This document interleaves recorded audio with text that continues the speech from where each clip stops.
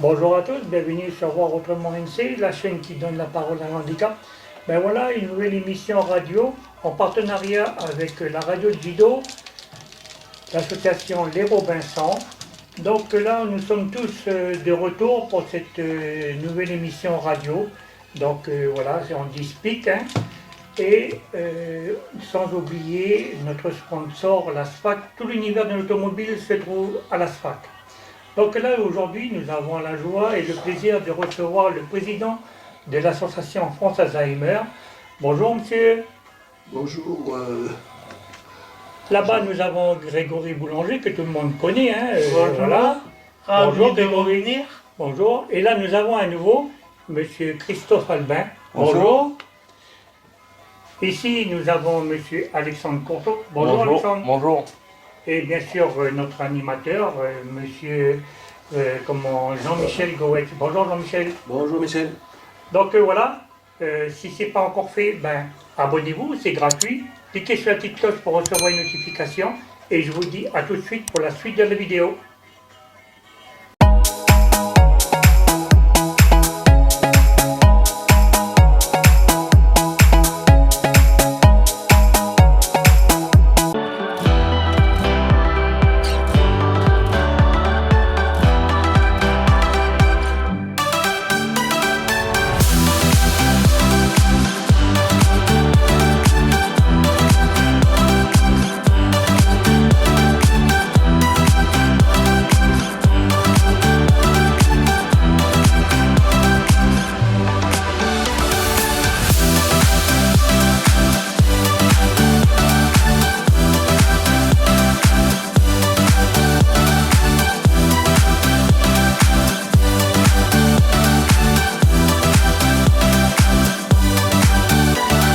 Bonjour le pays. Bonjour la famille. Merci Momo. Ben oui, il a bien raison de dire les bons vivants là. On est toute une équipe là. Les Robinsons pour un nouveau partage avec vous sur le sujet de l'handicap. Handispic depuis 2015, partenariat avec Radio Jido. C'est voilà, c'est dans le partage, toujours pour vous faire découvrir le monde du handicap. Donc voilà, encore un remerciement à Radio Jido de toujours nous ouvrir les portes de sa grande case. Ce matin, nous allons encore découvrir une nouvelle facette de la communauté du handicap à travers une association. Voilà, comme le mois dernier, profiter de remercier le petit frère Alexandre qui a pris la main le mois dernier pour saluer encore nos amis de l'association Hippocampe qui ont eu voilà, quoi, le plaisir de venir sur les ondes aussi, faire découvrir aussi une autre association du monde de l'handicap. Voilà, ce matin, on est avec une petite équipe des Robinsons là. Et d'ailleurs, on profite de saluer le partenaire de la SFAC là, qui nous permet d'être là sur les ondes. Vous savez, on a besoin des sponsors aussi pour voilà, venir soutenir Radio Jido sur son travail de terrain. Et avec les copains là, des Robinsons, je veux vite saluer les camarades dans le studio. Alexandre, tu vas bien? Ça va. Merci, moi, ça va. Monsieur Alexandre, là, qui a tenu le micro le mois dernier. Merci Alexandre d'avoir tenu la barre pour être toujours sur les ondes avec la famille. C'est un plaisir. Christophe, salut Christophe. Bonjour Jean-Michel, merci pour l'invitation et bonjour le pays. Voilà. Christophe qui rejoint aussi l'équipe. Monsieur Grégory. Bonjour à tous. Merci à Jean-Michel encore pour une fois et je suis de retour. Voilà. On a nos jeunes là qu'on emmène sur les ondes aussi pour continuer la formation aussi. C'est-à-dire qu'on utilise aussi l'émission de radio aussi pour encourager les personnes en situation de handicap, pour leur dire que vous êtes capable aussi d'animer une émission de radio, c'est travailler l'estime de soi et tout. Et je remercie les garçons d'être là sur le front de lutte pour partager les ondes avec la famille à l'écoute, quoi. Et ce matin, je salue aussi le partenaire youtubeur de la chaîne Voir Autrement UNC. C'est au cas où voilà, vous voudriez voir le visage de ces princes charmants là. Voilà, vous pourrez voir ça sur la chaîne Voir Autrement UNC de monsieur Michel Boulanger qui est là en ce moment à côté à filmer donc l'émission. comme je vous l'ai dit, ce matin, on va découvrir une nouvelle facette du monde du handicap à travers une association qui est là aussi depuis des années, qui œuvre dans l'ombre. Et cette association, elle encadre un handicap qui est présent aussi partout dans nos tribus, là, sur nos 8 terres coutumières, sur nos 33 communes, là, sur nos provinces, 3 provinces. C'est une maladie qui nous concerne tous parce que chacun de nous a eu dans son entourage quelqu'un qui a été forcément touché par cette maladie. Et ce matin, nous allons accueillir M. Pierre Déméné, qui est président de l'association française Alzheimer Nouvelle-Calédonie. Bonjour Pierre. Bonjour Jean-Michel. Merci à toi de nous avoir rejoints ce matin sur les ondes. Merci à toi d'être présent pour partager avec la famille. Pierre, c'est ton association que l'on va présenter, le travail que tu fais sur le terrain avec ton équipe. Et peux-tu te présenter, parce que, tu es comme tous ces représentants d'associations, tu dois être très occupé quand même, parce qu'il y a d'autres casquettes aussi. Bonjour Jean-Michel, merci de m'avoir invité. Bien sûr, France Alzheimer, on va dire, c'est pas un handicap, et pourtant, c'est le handicap et la dépendance, puisque les personnes âgées, malheureusement, en Nouvelle-Calédonie, le nombre de personnes âgées augmente, et bien, au moment où on en prend la retraite, et on couple, on dit, bon, ben maintenant, on va aller se promener, on va aller en Nouvelle-Zélande, en Australie, on va retourner faire un petit tour en France pour voir comment c'est. Et voilà, un des membres devient Alzheimer. Et Alzheimer, comment? Eh bien, c'est insidieux, parce que ça arrive au moment où personne ne s'y attend. On s'aperçoit que la personne, une des deux, se met à, d'un seul coup, perdre le contact, c'est-à-dire perdre la notion de la journée, du contact avec les gens, de l'année, du jour, de l'heure, et ça vient d'une façon tout à fait inattendue, et naturellement, les gens se demandent, mais qu'est-ce qui se passe? La personne commence à confondre la nuit le jour, confondre les heures, ne sait plus quel jour on est, et on va dire, bon, ben, c'est pas un handicap, il devient âgé, et puis c'est tout, quoi. Comment? Moi, comment je suis tombé, moi, dans la gamelle, c'est que, ben, c'était la même chose, on a eu tous les deux mariés au bout de 35 ans, 3 enfants, tout le monde est parti du nid, on se retrouve à la maison, et la personne, ma compagne, ma femme, en fait, Judith, qui était australienne et qui était venue en Nouvelle-Calédonie pour vivre et pour travailler à la Commission du Pacifique Sud, m'avait rencontré et au bout de 3 mois de fréquentation, ben, on s'est mariés et parce qu'elle voulait apprendre le français d'une façon correcte, eh bien, j'avais été plus ou moins désigné comme professeur.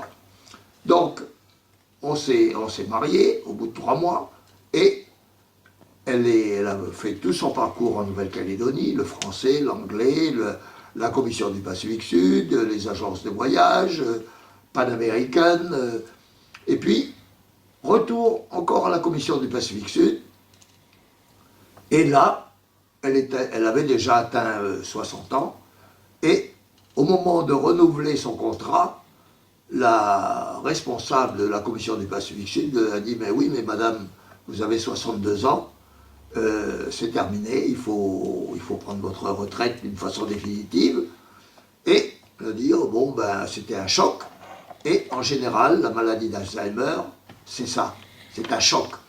La personne se voit vieillir, aller se promener, vivre encore 10 ans, 15 ans, d'une façon correcte, et d'un seul coup, la personne a un choc, et là, pour ma femme, c'est arrivé comme ça, elle a eu ce choc, on lui dit, d'un seul coup, tu es vieille, il faut réaliser que tu as passé 62 ans, tu n'es plus la bienvenue à la commission du Pacifique Sud, où elle avait ses amis, où elle avait ses activités, et il faut maintenant partir. Voilà. Ma femme, Judith, donc, achète un ordinateur, et comme elle avait réellement pratiqué tout ça, un ordinateur, du papier, et elle se dit, je vais écrire mes mémoires. Elle commence à écrire ses mémoires. 1 page, 2 pages, 3 pages, et elle se demande pourquoi je l'ai fait. La question est pourquoi l'ai-je fait? Why did I do it en anglais? Et au bout de la 6e page, où elle commence à décrire pourquoi elle est venue, pourquoi elle a traversé de Sydney à Nouméa en passant par Brisbane, et au bout de la 6e page, eh bien, c'est terminé, elle ne sait plus se servir de l'ordinateur, elle ne sait pas qu'elle a commencé sa mission, son livre qu'elle voulait écrire, et au bout de la 6e page, c'est terminé, elle arrête. Et moi, Pierre Desménés, je me suis dit, mais c'est pas possible, qu'est-ce qui se passe? Il y a quelque chose. Et sur ces entrefaites, et on parle de Singapour, on ne va plus parler de Sydney, puisque, bon, on parle de Singapour. Ah non, on n'est jamais passé par Singapour. Et à partir de là, le séjour commence à détériorer, puisqu'elle devient agressive, puisqu'on ne veut pas accepter qu'elle n'ait pas passé ni par Sydney, ni par Singapour, mais elle est là. Donc, elle commence à, puisque nous, on n'a pas compris non plus, enfin, on se gratte la tête, on se dit, qu'est-ce qui se passe? Il y a quelque chose. Est-ce que c'est Alzheimer? Est-ce que c'est la maladie d'Alzheimer? Mais, en même temps, si la personne n'est pas accompagnée, n'est pas suivie, n'est pas comprise, eh bien, elle se rebelle et elle commence à devenir agressive et méchante. Bon. Le séjour se termine et on revient sur Nouméa et on va voir naturellement à l'hôpital, il n'y a que des gériatres, il n'y a même pas de gériatres, il n'y a que des médecins neurologues à Nouméa. Et qu'est-ce que c'est que la maladie d'Alzheimer? Ben, la maladie d'Alzheimer, on ne sait pas trop, mais le neurologue nous dit « Oh, c'est rien du tout, on va la prendre pendant 2-3 jours à l'hôpital. » Et c'est l'hôpital, naturellement, le vieil hôpital de Nouméa. Et on va, en 2-3 jours, on va voir ce qui se passe. Il y a peut-être une irrigation du cerveau qui est déficiente. Il y a peut-être quelque chose. On va voir ce qui se passe. Et, naturellement, elle rentre à l'hôpital. Elle rentre mercredi. Vendredi, elle pourra plus sortir. C'est terminé, on n'en parle plus. Le problème Alzheimer sera réglé, si c'est Alzheimer, puisqu'on n'est pas trop sûr. Et le médecin essaye de suivre la personne. Le mercredi passe, le jeudi passe, et le vendredi, elle est encore là. Alors qu'elle devait sortir, le problème devait être réglé. Et moi, quand je viens la voir pour l'emmener, pour sortir de l'hôpital, eh bien, elle est dans une autre chambre, avec une autre personne, qui lui a emprunté ses lunettes, et elle est complètement en train de délirer, elle raconte des histoires qui ne tiennent pas debout, et naturellement, le lendemain matin, elle reste là, et le samedi matin, je vois le médecin, et je lui demande, mais alors, qu'est-ce qui se passe? Vous deviez régler le problème, c'est simplement une question d'irrigation du cerveau. Non, ça n'est pas une irrigation du cerveau, ça peut être rien d'autre qu'une maladie, peut-être, de type Alzheimer, puisque c'est nouveau en Nouvelle-Calédonie. Même en Nouvelle-Calédonie, on ne sait pas ce que c'est. Donc, c'est type Alzheimer. Maintenant, il va falloir prendre des dispositions, essayer de savoir comment ça se passe et accompagner. Et naturellement, moi, j'essaie de me renseigner, on retourne à la maison, elle est calme, ça s'est bien passé. Il me dit, il faut accompagner la personne et surtout ne pas la contrarier. Et malheureusement, c'est bien un handicap, même si c'est un handicap pour une personne âgée, si ce n'est pas des jeunes avec des problèmes moteurs ou de cervelle ou de moyens physiques. La maladie d'Alzheimer, eh bien, c'est une maladie, c'est un handicap, et c'est considéré comme tel. Donc, moi, je suis obligé de prendre contact avec l'association, l'Union des associations qui existent déjà à Paris, puisqu'à Nouméa, on ne sait pas ce que c'est, on ne sait pas quoi faire, il n'y a pas de gériatre, il n'y a pas de centre de contrôle de maladie d'Alzheimer. Donc, il faut avoir des renseignements de Paris et comment ça se passe. Et naturellement, si la personne est bien accompagnée, ben relativement, ça se passe bien. Mais revient tout le temps la question de repas, de qu'est-ce qu'on mange, et on se met à la maison à manger, quoi? Des croque-monsieur. Et ma femme restait à la maison, mais ça se passait bien, elle était calme, elle était entourée, elle avait de la famille, elle avait une femme qui l'accompagnait, mais tous les jours, elle téléphonait à la secrétaire pour dire, de dire à M. Desménés de ne pas oublier d'apporter le toast et le beurre et le jambon pour faire les croque-monsieur. Parce que maintenant, elle ne mangeait plus que des croque-monsieur. C'est une maladie qui n'est pas dangereuse et en fait, qui ne peut pas être soignée. On a beau essayer quelques médicaments pour calmer les gens. À l'époque, il y avait certains médicaments que les médecins donnaient quand même pour calmer, voilà, pour que la personne dorme, pour que la personne soit calme, qu'elle ne soit pas agitée, qu'elle ne soit pas violente. Et donc, à ce moment-là, avec Paris, j'étais devenu membre de l'Union des associations France Alzheimer en France, où il y avait déjà une centaine d'associations. Et en recevant les documents de cette corporation, parce que c'était déjà quand même une corporation assez importante, l'Union des associations Alzheimer de France et d'Outre-mer, j'avais des notions sur la Guadeloupe, la Martinique, la Réunion, etc. Et en recevant les documents, je demande, mais alors, la Nouvelle-Calédonie, eh bien, si vous voulez faire une association en Nouvelle-Calédonie, ben vous faites une association en Nouvelle-Calédonie, on a tous les mêmes statuts, il y a un statut type, et tout le monde doit s'appeler France Alzheimer avec le département ou le territoire d'outre-mer ou donc vous appelez ça, eh ben vous appelez ça France Alzheimer Nouvelle-Calédonie. Naturellement, l'association apparaît au journal officiel. Moi, je reçois un coup de téléphone d'un docteur Gass qui me dit, eh bien, ça tombe bien parce que moi, je suis en train de fabriquer une association qui s'appelle AQVP pour l'accompagnement des personnes âgées en fin de vie. Il y avait le docteur Floch qui était à l'Institut Pasteur et qui me téléphone en me disant, bah, écoutez, ça a l'air très bien parce que moi, je suis président des Lions d'ABA et je dois prendre ma retraite et aller à Paris. Et à Paris, il paraît qu'il y a des Lions Alzheimer qui font des structures dans toute la France. Se servir d'un ordinateur, elle avait arrêté son roman, l'histoire de sa vie, mais en plus de ça, elle ne parlait plus français du tout.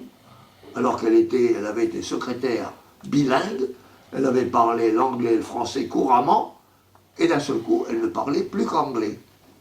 Et Madame Lobreau, qui avait eu les mêmes problèmes, mais avec son mari, qui était calédonien, qui parlait un peu anglais, et qui avait été mis dans une structure à Rotorua, en Nouvelle-Zélande, et qui, au bout d'un certain temps, ne parlait plus du tout anglais, ne parlait que français, et lui, il était dans un pays étranger, il ne savait plus quoi dire, quoi faire, et tout ce qu'il voulait dire, c'est « ramène-moi chez moi pour mourir ».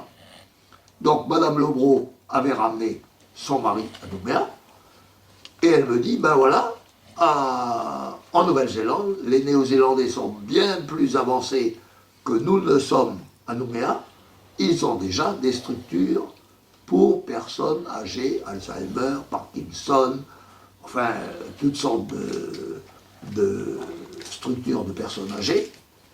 Et pour toi, puisqu'elle ne parle plus qu'anglais, ici, Les gens, ouais, mais elle parle plus anglais, elle parle plus français, moi je la connais plus, etc. Et j'avais de la difficulté à avoir des amis, des aidants, parce que personne ne comprenait la langue. Donc, eh bien, le 10 juillet 2002, je me suis retrouvé à Rotonbois avec 20 cartons pour les bagages et rentré à cette structure qui s'appelle Cantabria et qui existait déjà, qui avait déjà presque 500 personnes atteintes de la maladie d'Alzheimer, de Parkinson, enfin de toutes sortes de vieillesse sénile. Et avec ma femme s'est retrouvée parlant anglais avec des gens qui mangeaient anglais, qui discutaient en anglais, et elle s'est retrouvée à nouveau dans son pays, pas dans son pays, mais dans son monde anglo-saxon, dans sa culture. Voilà.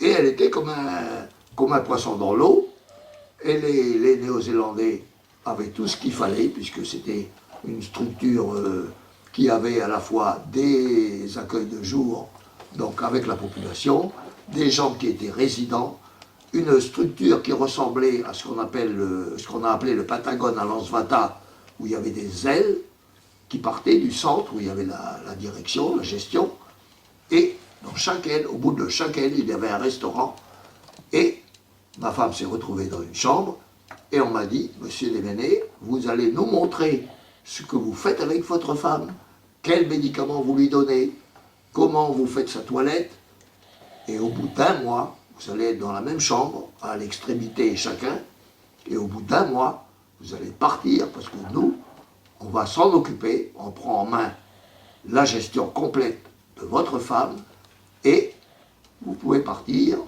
vous pouvez rester vous pouvez partir, nous, on prend en charge la totalité. Et à l'époque, bien sûr, moi je me suis retrouvé avec des professionnels qui savaient comment gérer la maladie d'Alzheimer, qui savaient comment faire avec les Parkinson, mais je ne savais pas du tout combien de temps ça allait durer. Ça pouvait durer 3 ans, 4 ans, 5 ans, 10 ans. Pour la maladie d'Alzheimer, on n'a absolument aucune date, on ne sait pas quand ça va se terminer, et on ne meurt pas de la maladie d'Alzheimer, on meurt des conséquences des maladies qui passent, la grippe, n'importe quoi, puisque le malade ne sait plus comment se gérer, comment résister, comment appréhender ce qui va se passer. C'est la maladie d'Alzheimer. Alors, comment on peut se prémunir? Il y a maintenant des études qui peuvent être, les médecins peuvent prévoir, par exemple, des IRM, et voir qu'il y a une atteinte, puisque c'est à l'intérieur du cerveau, ce sont les connexions entre les neurones qui se durcissent, et les communications sont de plus en plus difficiles à l'intérieur du cerveau. Donc, par des IRM, des choses comme ça, c'est décelable. Donc on va voir que le cerveau commence à être soit engoncé, les neurones sont sont atteints, donc on peut prévoir. Mais est-ce que c'est une bonne solution de recevoir quelqu'un et de but en blanc de lui dire « Eh ben voilà, vous avez 50 ans, vous avez quelques petits oublis, vous oubliez vos clés dans le tiroir, vous oubliez que vous êtes venu faire du shopping avec une voiture, et quand vous sortez, vous ne savez plus où vous avez mis la voiture. » Donc, c'est décelable, mais quand un médecin reçoit, le médecin, le gériatre, maintenant, puisqu'il y a quand même des structures qui se sont faites grâce au docteur Carissimo, qui, parmi les personnes âgées, Olivier Carissimo, au CHS, a reconnu qu'il y avait, parmi les personnes âgées en Nouvelle-Calédonie, il y avait des malades d'Alzheimer. Et la famille, eh bien, elle a qu'à se débrouiller avec. Alors, elle a quelques aides maintenant par la CAFAT. On peut avoir des assistances à la maison, on peut avoir une infirmière qui passe, mais si la famille n'a pas de moyens, il y a maintenant des structures qui ont été installées à Nouméa, Mais les structures sont très chères parce que la personne rentre dans la structure et elles sont prises en charge complètement. Hébergement, nourriture, médecin, infirmier, et donc, eh bien, ça coûte très cher. Juste.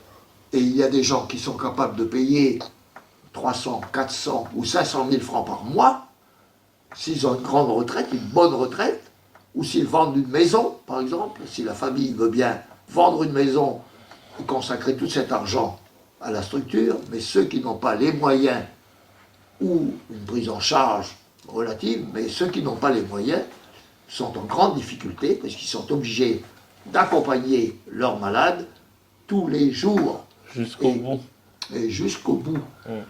Malheureusement, donc nous, l'association, avec les contacts que nous avons à Paris, nous avons quand même des relations avec Paris, nous ont donné quand même des conseils, ils nous ont donné des moyens, ils nous ont donné certaines activités qu'il faut que l'on pratique, et ils nous ont également imposé, comme c'est en France, un psychologue dans chaque activité. Le psychologue, lui, il va contrôler comment sont gérés les malades, et il y a des bénévoles, bien sûr. Nous avons, nous, maintenant, à l'association, des activités qui sont structurées, qui sont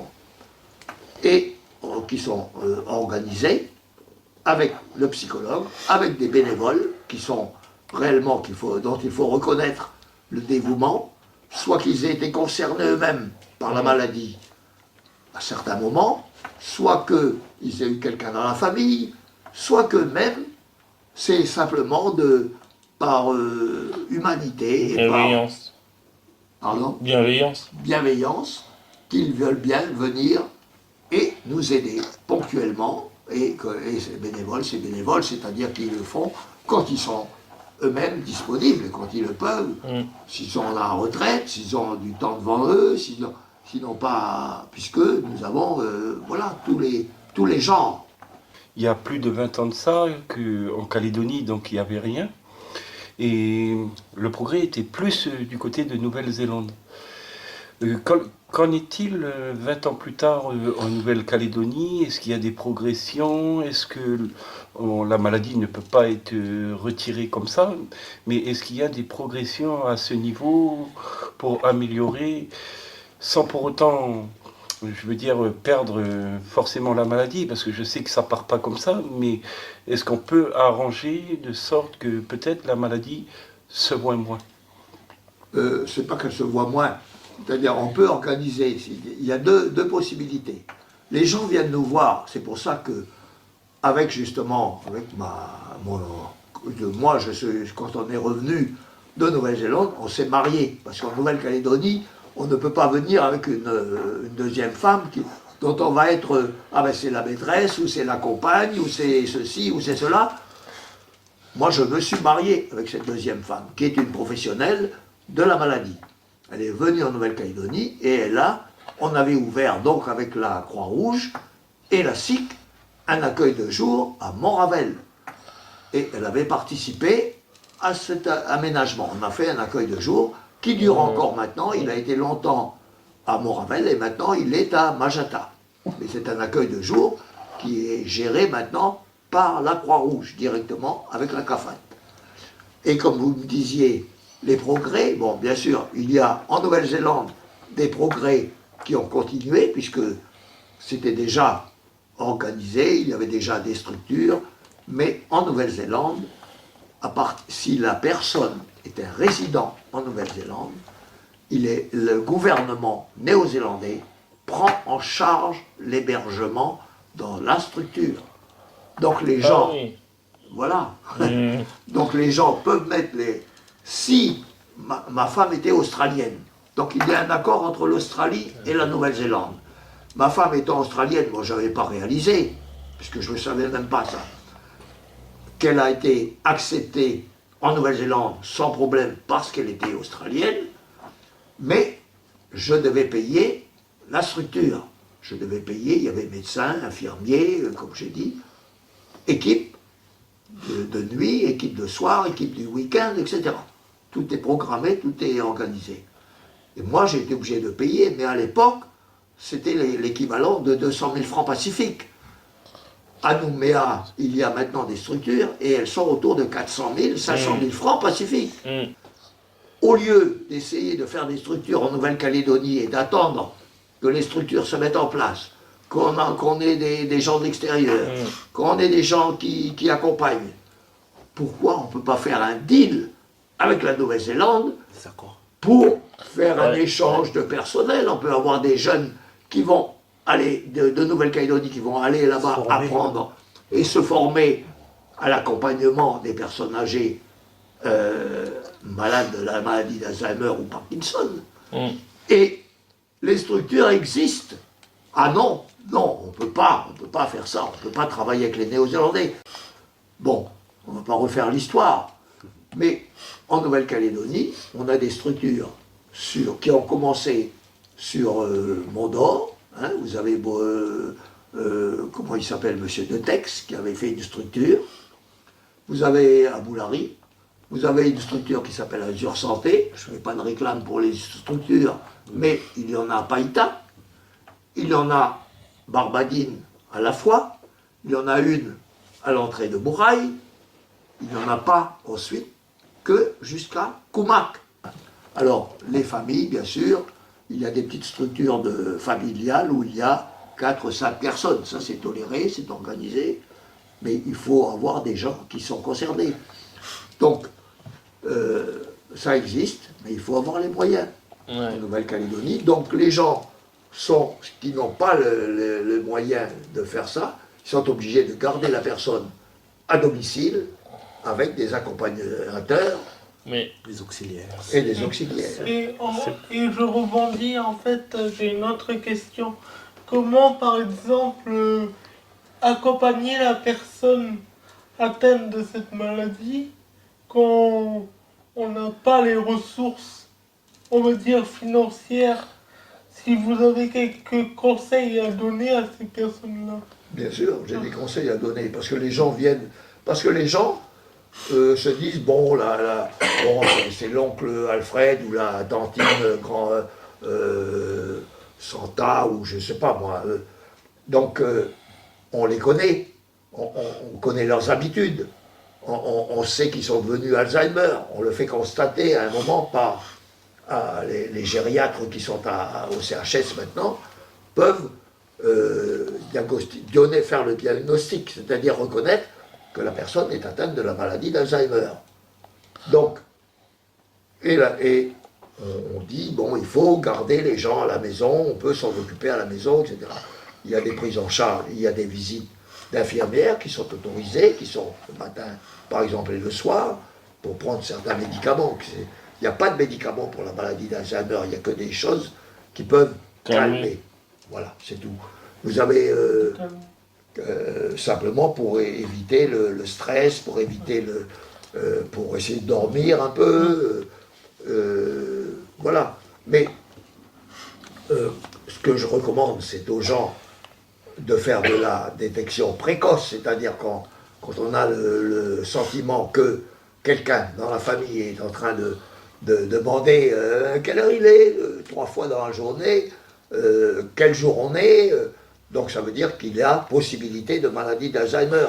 C'est pas parce qu'on oublie ses clés dans le tiroir ou quelque part qu'on est malade d'Alzheimer, non.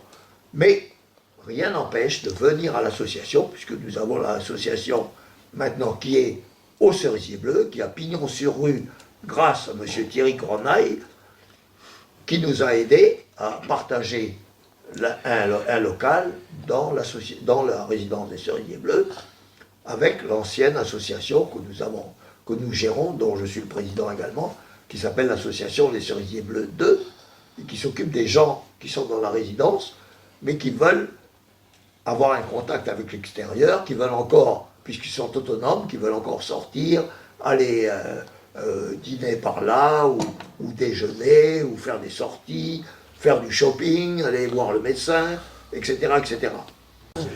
Les amis, malheureusement, hein, on se dirige là vers la conclusion de notre émission.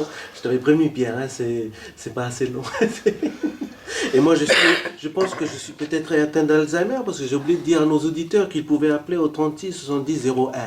Donc voilà, je crois que... Au 27 40 05, au 27 40 05, qui est le numéro de téléphone de l'association, au cerisier bleu, et le 78 19 05, qui est mon numéro de téléphone privé, qui était en train de sonner tout à l'heure, parce qu'on devait m'appeler en disant ça a duré un peu trop longtemps, ton truc. Donc voilà, on peut appeler, on répond, hein, on a des gens qui sont maintenant quand même au courant de la maladie, qui nous aident. On a un conseil d'administration avec des gens qui nous aident même financièrement quand ils peuvent. Et des bénévoles, ben moi j'accepte tous les bénévoles qui veulent bien même passer une demi-heure. C'est avoir beaucoup de bienveillance, ne pas contrecarrer. S'il vous dit, eh ben, il est 4 h du matin, même s'il est 10 h du soir, vous dites, ben oui, tu as raison, il est 4 h du matin, parce que ça ne sert à rien de créer un conflit, de créer un désagrément. Il vaut mieux aller dans le sens de la personne, quitte à jouer ce que les Néo-Zélandais font, c'est la thérapie de diversion. C'est-à-dire quand quelqu'un se fixe sur une chose qui devient difficile à expliquer, à faire, etc., vous parlez d'autre chose. Vous dites la diversion. Changement d'idée. Changement d'idée, changement de parcours, changement de structure. Et si quand la personne est là en train de vous dire « Ah, le mur, il est vert !» Eh bien, alors qu'il est jaune, oui, il est vert. Après tout, qu'est-ce que ça peut vous faire à vous qu'il soit vert, jaune ou rouge? Lui, il le voit vert, eh bien, il le voit vert. Quitte à parler d'autre chose après. C'est une forme d'accompagnement. C'est voilà. une forme d'accompagnement. Il faut savoir éviter le accompagner, stress.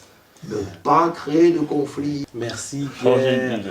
J'ai Merci, peut-être Pierre. été un peu long. Non, ben, Non. tu finis juste, voilà quoi. C'est le bon mot de la fin. Hein, J'espère que vous savez de quoi. Voilà. Je pense que la famille maintenant a appris ce que c'est que ce Il ne domaine-là faut de pas attendre. la Il maladie faut d'Alzheimer. venir nous voir. Voilà. Et on a la documentation, Voilà. on a les moyens, on a des psychologues qui sont bien gentils, bien aimables et qui se prennent au jeu eux-mêmes. Merci Pierre. Hein. Nous remercions M. Déméné de la parole qu'il a pu apporter aujourd'hui pour le pays.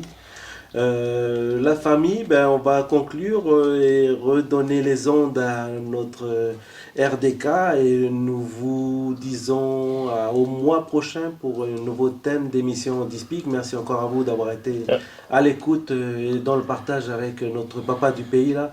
Pierre, encore un grand merci. Oletia Tchakwatch. Merci. On se retrouve pour de prochaines aventures. Hein, et voilà, Pierre vous l'a dit, hein, rejoignez France Alzheimer pour apporter du bien-être à nos patients et aussi à nos associations aussi qui recherchent du bénévolat. Voilà le pays, passez un bon week-end et attention sur la route, prenez soin de vous surtout. Merci. Olé.